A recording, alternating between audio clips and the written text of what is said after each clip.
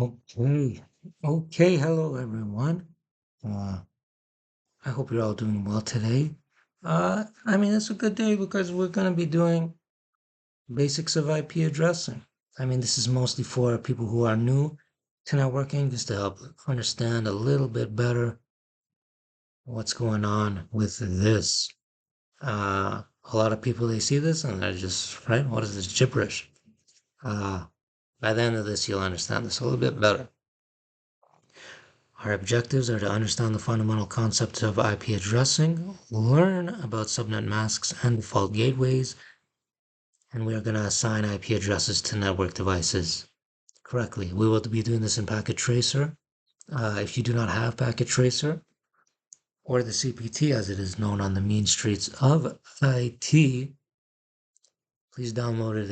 It is a very useful tool to help you learn and grow in networking. So, an introduction.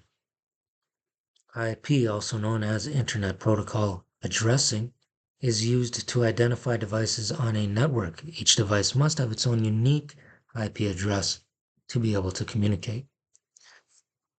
IPv4 addressing uses 32-bit numbers written in decimal format. So you'll see 192.168.1.1. There are 32 bits in here. These 32 bits are separated into 4 separate octets. So you have 8 bits, 8 bits, 8 bits, and 8 bits, right? 8, 16, 24, 32 bits in here. IP address classes, there are private and public. Okay, so as you can see down here, private, they're used for internal networks. Like if you're at home, your PC at home has a private IP. It's not using a public IP until it goes out onto the internet. Because these private IPs, they can't be accessed directly from the internet. Public IPs are assigned by your internet service provider, and they can't be routed on the internet. So, private IPs, you have 3 classes. Forget about these D and E. You're never going to see those. You have 3 classes. One that starts with 10, ones that start with 172, and one that starts with 192.168. So, this is the one you're going to see the most because it's for smaller networks. You're always going to see this for like your home, okay, which is a class C. These 172 you're going to see for medium networks. You're not really going to see these. These are class B. 10 dot something dot something dot something, or for very large networks, you're basically never going to see these besides examples when you study. Now, these come along with subnet masks. So because this is a class C, it has a subnet mask of 255.255.255.0. Every single IP in this range will have that same subnet mask. And this just determines what part of the octet or what part of the IP address is used for the network portion and what is used for the host portion. So you see this? Class C, there's only 1 for hosts. Class B, you get 2 for hosts. Class C, you get 3 octets for hosts. So here you can have a lot less hosts. Here you get more. You get a lot more actually. And then here you have a crazy, crazy amount, like a million something different hosts that you can add into here. Subnet masks again define the network and host portions of the IP address. So again, if you see this, which you will see the most, here's your network, here's your host, and again, you will be able to recognize what class it is, class C, because the first 3 octets are for the network. Your default gateway is your router's IP address. So let's say your computer's IP is this, private IP. Your router's IP will almost certainly be this. Unless somebody has changed it manually, it'll be this. Everywhere you go, it'll be this. It keeps it simple for us, right? We see it ends in a .1, boom. We instantly know it's a gateway. So let's get to a little practice, shall we? So, we've brought in 3 PCs. You can find your PCs over here. You could just bring one in. We've got 3.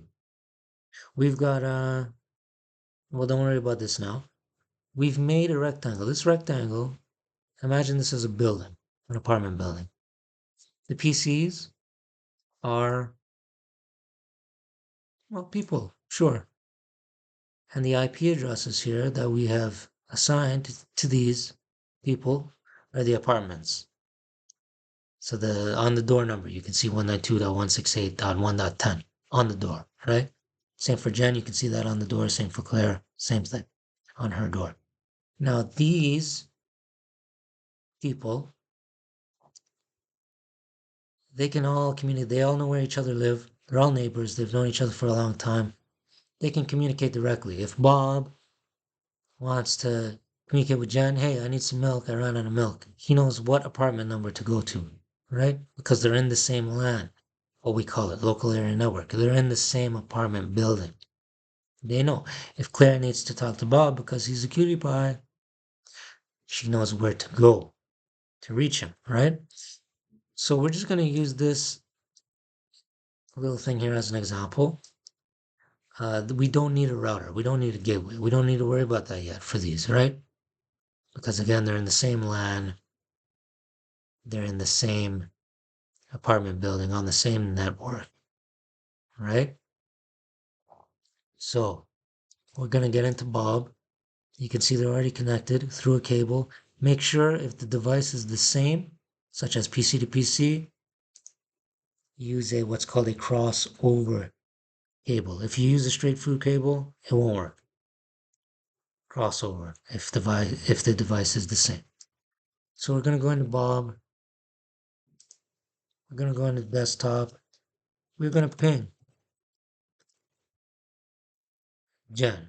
We're going to ping Jen. We need some milk, right? And we will be able to see that without a router,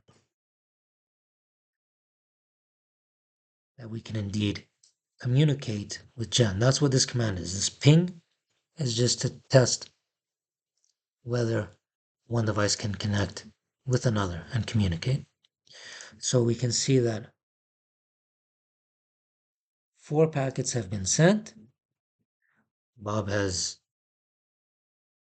said, hey, hey, hey, hey, 4 times. Jen has received every single one of those heys. And she's like, hey, Bob, you don't need to be so annoying. Just say hey once and that'll be fine. But that's what ping is. Okay, when you're doing this now, let's say we have, who do we got out here? We got John Smith out here. IT people, for some reason, they love John Smith. I don't know why. Let's say John Smith wants to talk to Claire. Okay, remember, because it's PC to PC, you need the same cable. You need the crossover cable, sorry, not the same cable, for these two to be able to communicate. Now let's make sure that her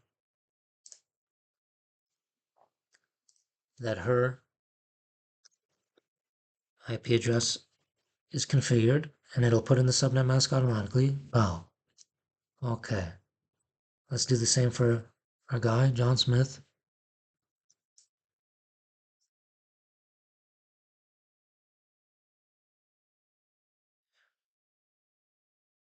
But John Smith doesn't live in the building, right? He lives in a different building. He's on a different network. He's on a .2.10. There's his IP. So now let's see. John, I don't know. John's a mailman, whatever. He wants to deliver, he needs to deliver a message to Claire. Okay, so we're going to go to our command prompt. We are going to ping 192.168.1.30 because again, that's Claire's apartment number. And let's see what happens. I'm just going to hit fast forward for time's sake. You will see John was not able. He said hey 4 times. Claire did not hear him. The 4 heys were lost. Okay, and now why that is, there's a reason for that. I'm just going to delete this here. It's because their apartment building does not have a door. They cannot communicate with the outside world, and the outside world cannot communicate with them. So we need a door. We need to create a door. Router. We're going to call it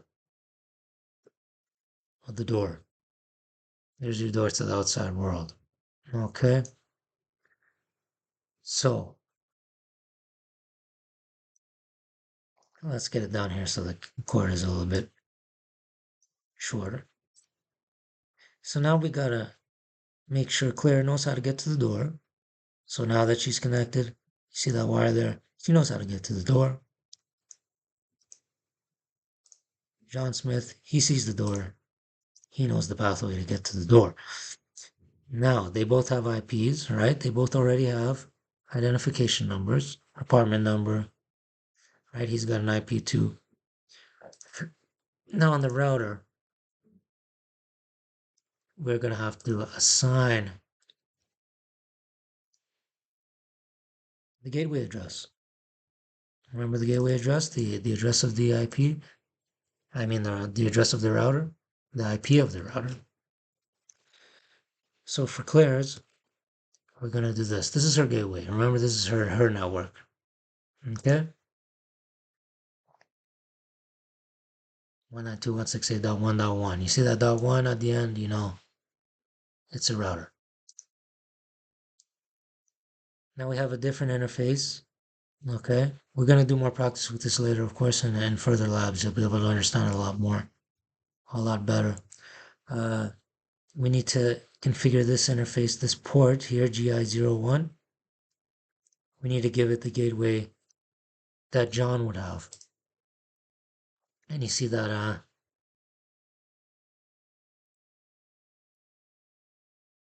well, let's show you. So you see that John's IP is here. He's on a C. So the first three are for network. The last is for his host number, right? 10.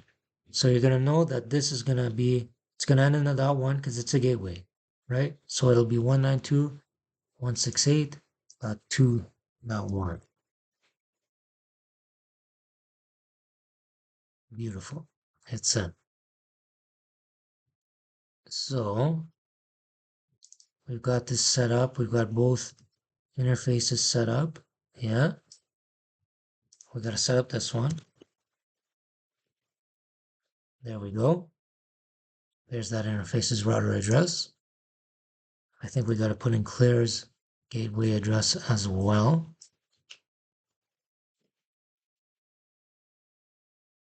Okay, it's in. So we have configured all that. Oh, let's not forget. Turn these on. If they're off, they definitely won't be able to communicate, but they're on now. So let's see. Now that we've set up our door to the outside world, can Claire reach John? I'm pretty sure this is his IP. Oh, we forgot our PIN.